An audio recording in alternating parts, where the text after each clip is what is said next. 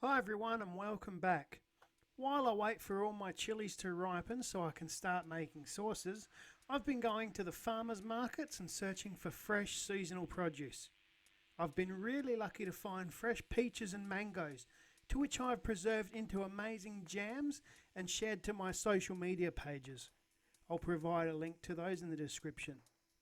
So I don't confuse my American friends, in Australia we call jam what you would call jelly, and we enjoy this usually on scones or toast. Jelly for us is what you refer to as Jello, which is what we usually have with ice cream.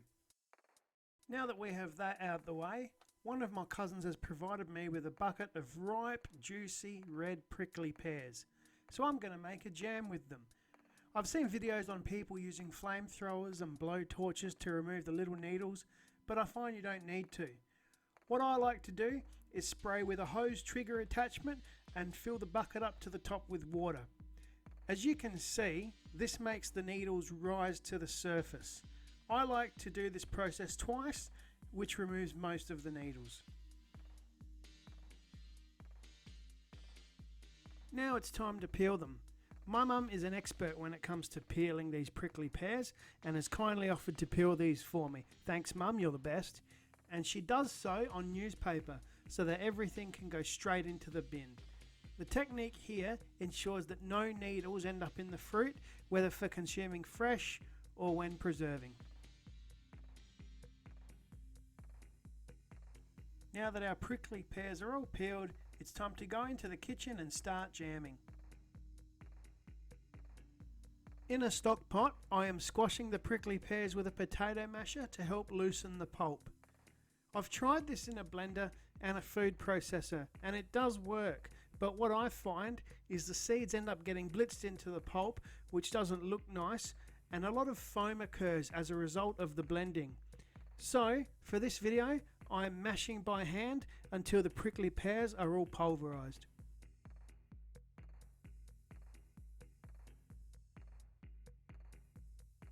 Now that we have loosened up the prickly pears, it is time to run it through a strainer or a sieve to extract as much juice as we can, and to also ensure we keep all of the seeds behind.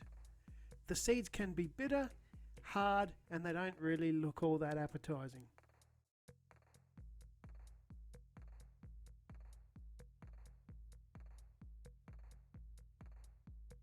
We have now finished, and in the bottom right of your screen you can see we are left with a bowl of seeds and pulp. This still contains a good amount of liquid, so to ensure I get as much juice as possible, I add half a cup of water to the bowl and I give it a quick blitz with a stick blender and then strain the remaining juice until all that we are left with are just the seeds, which we can discard. We are now ready to cook up our jam. This is everything you'll need. I like to do a 2:1 fruit to sugar ratio for this recipe. I have 7 cups of liquid, so I'm going to use 3.5 cups of sugar. Yes, that is a lot of sugar, but after all, this is a jam we're making. I also have 1 pack of jam setter and a tablespoon of butter to help minimise froth on the top. I put my pan on the cooktop and turn the gas on high and then add my butter. I like to use a candy thermometer so that I can gauge when the jam is getting close to the setting temperature, which is 105 degrees Celsius or 221 degrees Fahrenheit. We need to bring this up to a boil and then we can add the sugar and jam setter. It's been about 10 minutes and our juice has come up to a boil, so we can now add our sugar and jam setter. We need to stir constantly until the sugar dissolves and while it's coming up to a rolling boil so that it doesn't burn on the bottom. It's been about 25 minutes since we added our sugar and jam setter, and our jam is reduced by about 1/3 and is getting very close. Now we need to test to see if it's ready. I spoon some of the mix onto a cold plate that has been chilling in the fridge. I hold it up 90 degrees to allow the jam to fall. It is still a bit runny, so what I'm going to do is allow the jam to boil for a further 5 minutes. This probably would have worked better if I had a plate in the freezer, but our freezer is in the back shed and you can't really move from the kitchen when you're doing a jam. The gap test works well with this, and it also gave me a chance to taste it. It smells and tastes amazing. It's been another 5 minutes and I'm pretty happy with the consistency.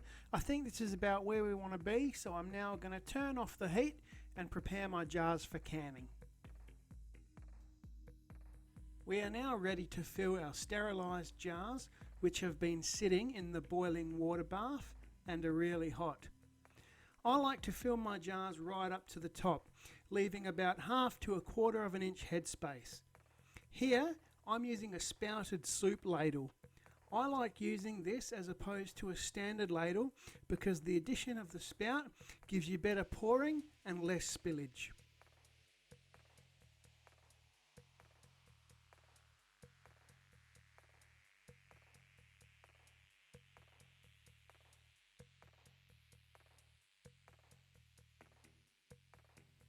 Now that we have filled our jars, we need to put the lid on and screw band.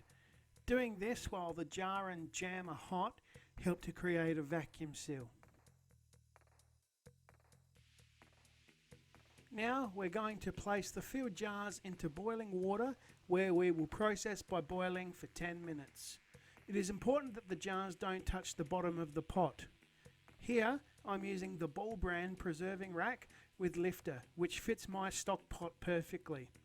At this point I realised I had enough leftover jam to fill another 2 small jars, so I sterilised another 2 small jars, filled them up with the jam and boiled those after this main batch, as this rack only fits 4 jars at one time.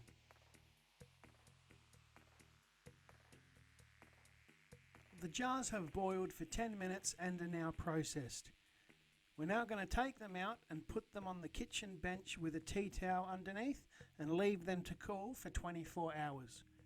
We will then be able to open it and have a taste.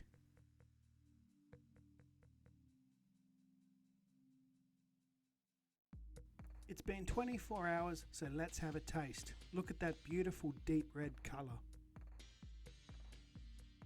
I've opened one of the 2 small jars we filled with the extra jam left over. The texture is slightly runnier than previous jams that I've done, and I could have cooked it longer, but I'm happy with this, and also it's to be expected as there are no chunks in this jam that you would normally get like in a peach or a berry jam. Okay, let's dig in and have a taste. This is absolutely amazing and the prickly pear flavour really comes through.